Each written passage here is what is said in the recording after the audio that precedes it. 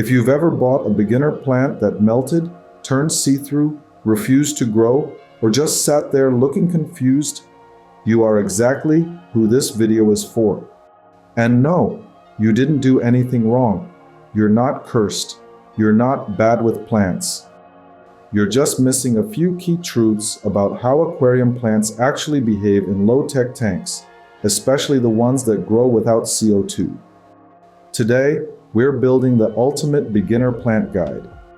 We're talking about the 12 plants that truly grow, the real science behind why they thrive, and the mistakes that quietly sabotage beginners.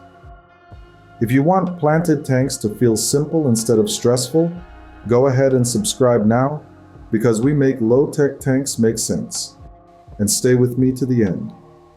The last plant in this list is the one beginners use when they want to feel like a wizard. The mini science lesson: the foundation beginners never get. Before you choose plants, you need to know what they're actually doing underwater. This is the piece of the puzzle that beginners rarely learn, and it's why they think plants die even when they're doing exactly what they're supposed to do. Most aquarium plants are grown immersed, above water, out of water, in air. These leaves are built for air transfer, not underwater life. When you place these plants underwater, those leaves can't work anymore, so the plant drops them. That melt you're seeing isn't death. It's the plant switching its biology to submerged mode. Think of it like changing outfits for a new environment. Old leaves off, new leaves on. Next is the difference between rhizome plants and root feeders. Rhizome plants don't want to be buried. Their thick stems need water flow. When buried, they suffocate slowly. Root feeders are the opposite. They depend on nutrients in the substrate. Beginners mix these rules up all the time, and it leads to slow declines that look like failure, but are actually simple misunderstandings. Let's talk light. Most beginners think more light equals more growth. In a tank with no CO2, it doesn't. It equals more algae. Low-tech tanks run on stability, not intensity. Consistent 6 to 8 hours of moderate light keeps plants comfortable and algae in check. Plants don't need a spotlight, they need a schedule. And nutrients? Plants communicate. Yellow leaves, pinholes, pale tips, these aren't random problems, they're signals. Hey, I need nitrogen. Hey, I need potassium. The moment you understand these signals, you stop guessing and start growing. Now that the science makes sense, the 12 plants we're about to cover will feel less like magic and more like a system you can replicate. Number 12. Rotala rotundifolia, the colorful beginner stem. Rotala is the plant beginners choose when they want something that looks a little advanced, but still plays nicely in a low-tech tank. It grows best with moderate light, but it absolutely survives in low-tech setups. It adapts slowly, creating soft pink or green tips that make the tank look brighter. Rotala teaches beginners two things: patience pays off, and you don't need CO2 to enjoy a stem plant with style. Number 11. Dwarf Sagittaria, the beginner carpet starter. Dwarf Sag is the entry point for anyone who dreams of a carpeting plant but doesn't want the stress of CO2. It grows by sending out small runners, slowly covering the foreground. It doesn't race, it strolls, but it does so reliably. With good substrate and stable light, Dwarf Sag slowly builds a soft green lawn that makes the tank feel intentional. Number 10. Frogbit, the floating shade maker. Frogbit floats at the surface like little lily pads, casting a soft shade across the tank.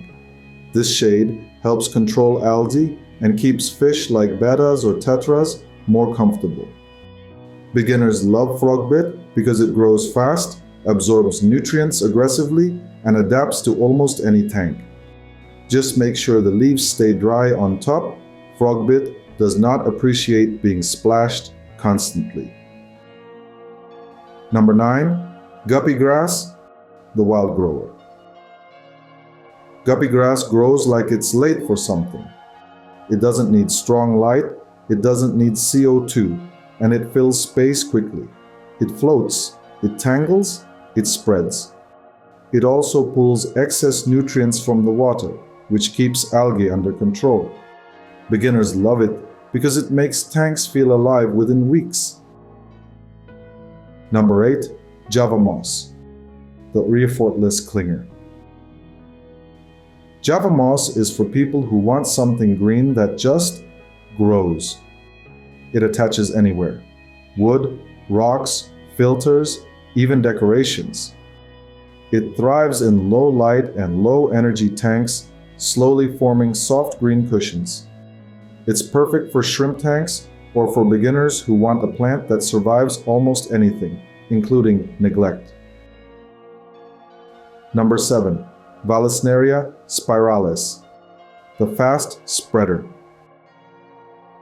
Vallisneria grows with long, ribbon-like leaves that sway gently in the current.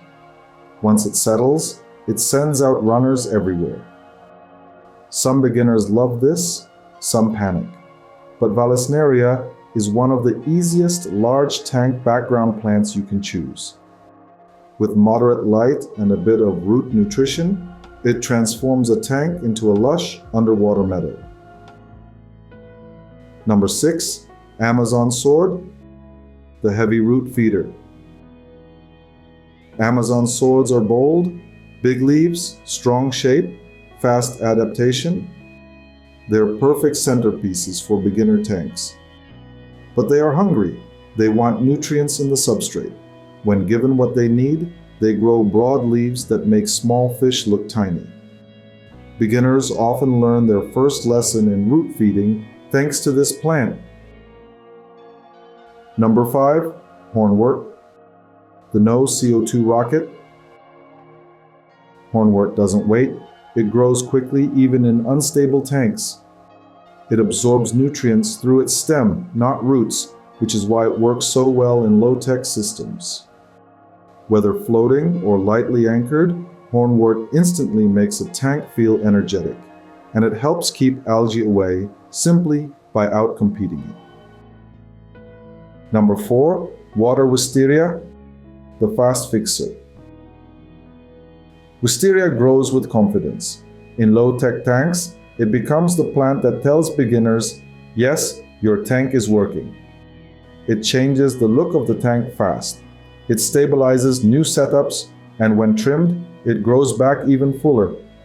Beginners adore wisteria because it rewards every bit of care with visible growth. Number 3. Cryptocorin wenti, the dramatic phoenix. Crypts melt dramatically, then return stronger than before. Their roots remain alive beneath the substrate, gathering energy, preparing for a comeback. Once established, crypts form thick, textured groups that make any tank look mature. They teach beginners that growth sometimes begins with letting go. Number 2. Anubias, the armored leaf.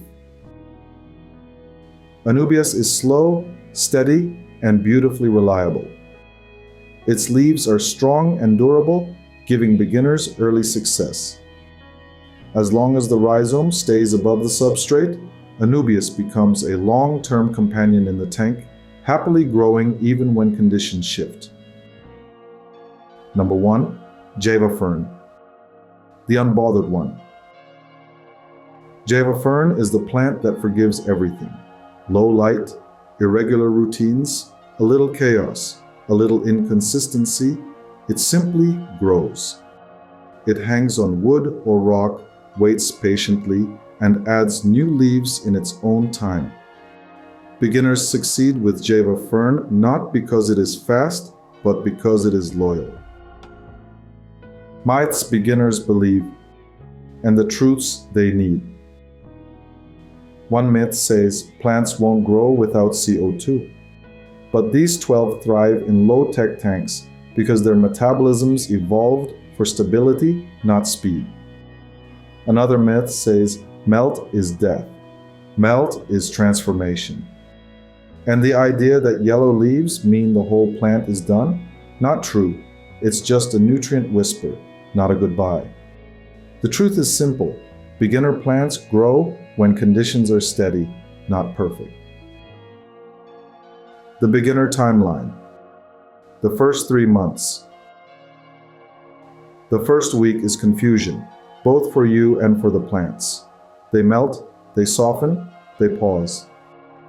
Then weeks 2 and 3 bring small signs of life, new leaves, fresh tips, quiet progress. Weeks 4 to 6 are when tanks begin to look intentional. The plants know the rhythm, you know the rhythm, and by month 3, everything feels alive. You didn't just grow plants, you grew confidence. If this guide helped bring clarity to your planted tank journey, make sure you subscribe for more beginner-friendly videos that make the hobby feel simple and fun. And now, I'm curious, which of these 12 plants do you want to try first? Or, which one surprised you the most in your early tanks? Share it in the comments. Your story might be the one that helps the next beginner walk in with confidence. Until next time, keep your tanks balanced, your glass spotless, and your curiosity flowing.